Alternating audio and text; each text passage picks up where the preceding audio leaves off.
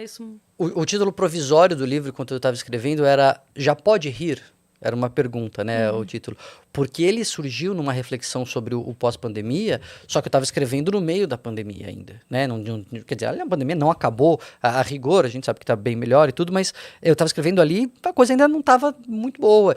E numa das primeiras lives que eu fiz, eu conto isso na introdução do livro, numa das primeiras lives que eu fiz, surgiu ainda ali naquela ansiedade do que vai ser essa pandemia, o que é, já estava tudo fechado e tal, surgiu um comentário jocoso ali, uma brincadeira, não com sofrimento, claro, mas um comentário que a gente riu, e aí niki que a gente riu, sabe assim, niki que rimos, pensamos, mas já pode rir? Como é que é? E aí que veio toda essa reflexão de sim, precisamos, e eu disse naquela ocasião, eu disse, o riso, antes nem tinha nem pesquisado pro livro, mas já tive um pouco esse insight, o riso, ele é algo que nos torna humanos. Se nós formos proibidos de rir, o vírus venceu. Nós estamos abrindo mão de parte da nossa humanidade se a gente não puder rir. Então o que a gente não pode é desrespeitar. O que a gente não pode é tratar com indignidade. É aí que eu entro no politicamente correto. O que a gente não pode é tripudiar da dor. Sabe? Ser indigno mesmo com a pessoa. Todo mundo é digno, né? Então é isso que a gente não pode, mas rir em qualquer ocasião eu acho que é com respeito, com inteligência, né? Até porque a gente...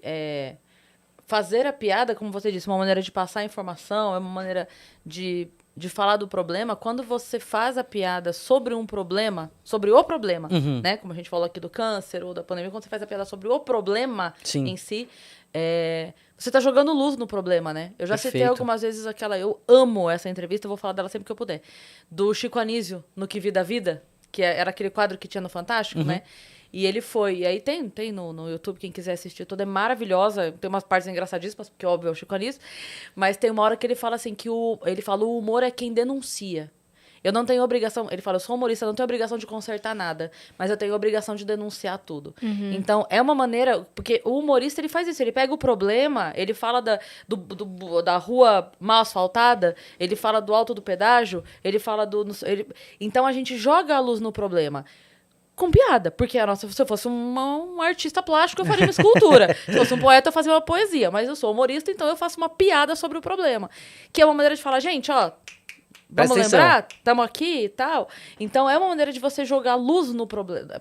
Uma forma de você jogar luz no problema e chamar a atenção, né? Perfeito, perfeito, Cris.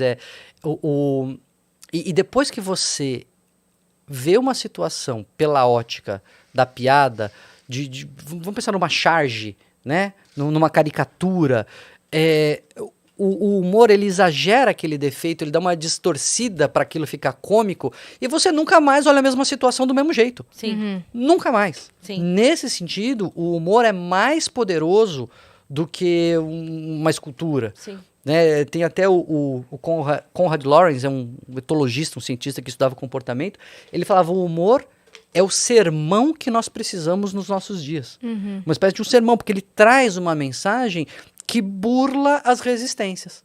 Se eu venho aqui fazer uma pregação ou uma preleção e a pessoa não está muito afim de ouvir aquele tema, não gosta, ela já vem com uma agenda, né? Eu vou falar de um tema, isso já traz uma agenda. Se não bate com a agenda da pessoa, ela já nem ouve.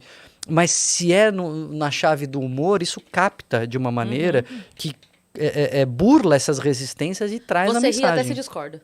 Até se discorda, Sim. sem dúvida nenhuma. O Lima Barreto, tem uma frase do Lima Barreto, imagina, né? Tanto tempo atrás, dizendo que... ele falou assim, olha, tá falando de política, né? E ele fala assim, sabe o que acontece? A gente precisa fazer a revolução. Mas eu não quero armas, não. Vai ser por meio da troça, porque a troça arrasa. A piada mata e mata sem sangue, ele diz. Porque é essa coisa de apontar o defeito que a Cris estava falando, né? De jogar uma lente de aumento em cima daqueles problemas de uma forma que você nunca mais encara da mesma maneira aquilo. Total. Tem um outro filósofo que eu cito, que é o Bergson, ele diz que ele cita um adágio latino que é ridendo castigat mores, alguma coisa assim, que é o riso castiga os costumes. Né? Desce a lenha em cima do que está errado mesmo, joga a luz, e aí a gente que faça alguma coisa com isso. Sim.